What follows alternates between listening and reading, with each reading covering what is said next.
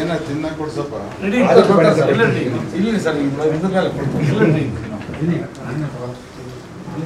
ಮಾಧವ ಸ್ವಾಮಿ ಅವರ ಜೊತೆಗೆ ಸುದೀರ್ಘವಾಗಿ ಮಾತನಾಡಿದ್ದೇವೆ.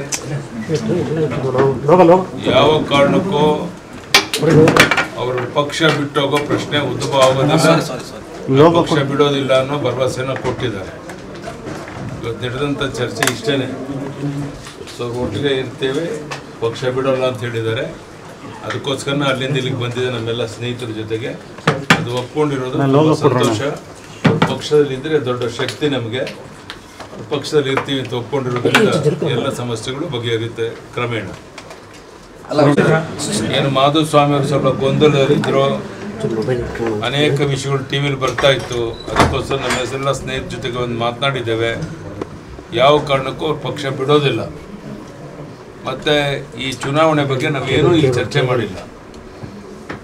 ಈಗ ಅಸಮಾಧಾನ ಶಮನ ಮಾಡಲಿಕ್ಕೆ ಏನು ಭರವಸೆ ಏನಾದರೂ ಕೊಟ್ಟರು ಸರ್? ಏನು ಯಾರು ಮಾಧುಸ್ವಾಮಿ ಅವರಿಗೆ? ಅದನ್ನು 4 ಗೋಡೆ ನಿಮ್ಮ ಉಬ್ಬಿದ ರಕ್ತನಾಳಗಳ ಸಮಸ್ಯೆಗೆ ಎವಿಸ್ ಆಸ್ಪತ್ರೆಯಲ್ಲಿ ಕೇವಲ 30 ನಿಮಿಷದ ಲೇಸರ್ ಚಿಕಿತ್ಸೆಯೊಂದಿಗೆ ಮುಕ್ತಿ ಹೊಂದಬಹುದು.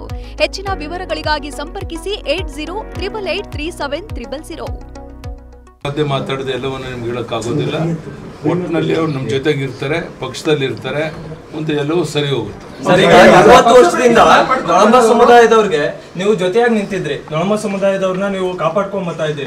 40 ವರ್ಷದ ಇತಿಹಾಸವನ್ನೇ ತುಮಕೂರಿನಿಂದ ಅಳಿಸಿದಿರಲ್ಲ ಸರ್, ಇದು ನ್ಯಾಯನ ಅಂತ ಜನಗಳ ಪ್ರಶ್ನೆ. ನೊಳಂಬ ಲಿಂಗಾಯತರ ಪ್ರಶ್ನೆ ಸರ್ ಇದು. ನೀವು ಪತ್ರಕರ್ತರು ಸೂಕ್ತ ಸಮಯದಲ್ಲಿ ಅದಕ್ಕೆಲ್ಲಕ್ಕೂ ನಾವು ಉತ್ತರ ಕೊಡ್ತೇನೆ.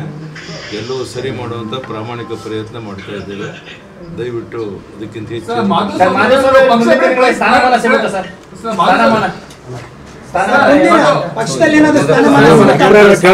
ಈಗ ಮಾಧುಸ್ವಾಮಿ ಅವರು ಏನ್ ಹೇಳಿದ್ರು ಮೊನ್ನೆ 2 ದಿನ ಕೂಡ ಅದನ್ನೇ ಹೇಳಿದ್ರು, ನನಗೆ ಈ ಒಂದು ಲೋಕಸಭಾ ಚುನಾವಣೆ ನಿಲ್ಲಕ್ಕೆ ಇಂಟ್ರೆಸ್ಟ್ ಇರಲಿಲ್ಲ, ಆದ್ರೆ ಯಡಿಯೂರಪ್ಪನವರೇ ನನ್ನ ಟೆಂಪ್ಟ್ ಮಾಡಿದ್ರು, 3-4 ಸರಿ ಫೋನ್ ಮಾಡಿ ಕರೆದ್ರು, ಮತ್ತೆ ನೀನೇ ನಿಲ್ಬೇಕು ಅಂತ ಹೇಳಿದ್ರು. ಆದ್ರೆ ಕೊನೆ ಕ್ಷಣದಲ್ಲಿ ನನ್ನ ಕೈ ಬಿಟ್ಟರು ಅಂತ ಹೇಳಿರುವಂತದ್ದು ಎಲ್ಲ ಬೇರೆ ಕಡೆ 2-3 ಸಂಗತಿಗಳ ಬಗ್ಗೆ ನಾವು ಚರ್ಚೆ ಮಾಡಿದ್ದೇವೆ. ಈಗ ನಮ್ಮ ಮತ್ತೊಮ್ಮೆ ಯಾವುದೇ ಚರ್ಚೆ ಮಾಡೋಕೆ ಇಷ್ಟಪಡೋಲ್ಲ. ಒಟ್ಟಿನಲ್ಲಿ ಎಲ್ಲ ಸಮಸ್ಯೆಗಳು ಬಗೆಹರಿದಿದೆ. ಅವ್ರ ಪಕ್ಷವನ್ನು ಬಿಡೋ ಪ್ರಶ್ನೆ ಇಲ್ಲ. ಮುಂದೆ ಏನು ಅನ್ನೋದನ್ನ ಕುಂತು ನಾವು ಅವ್ರ ಜೊತೆ ಚರ್ಚೆ ಮಾಡ್ತೀವಿ.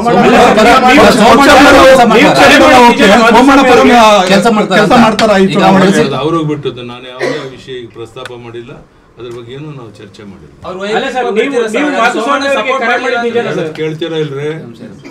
ಯಾವುದೇ ವಿಷಯ ಚರ್ಚೆ ನಾವು ಮಾಡಕ್ ಹೋಗಿಲ್ಲ. ನಾವು ಬಂದಿರೋದು ಮಾಧವ ಸ್ವಾಮಿ ಅವರು ಬೇಸರ ಮಾಡ್ಕೊಂಡಿದ್ರು, ಸರಿಪಡಿಸಿ ಅವ್ರ ಪಕ್ಷದಲ್ಲಿ ಉಳಿಸ್ಕೋಬೇಕು ಅನ್ನೋದಕ್ಕೋಸ್ಕರ ನಾನು ಬಂದಿದ್ದೆ.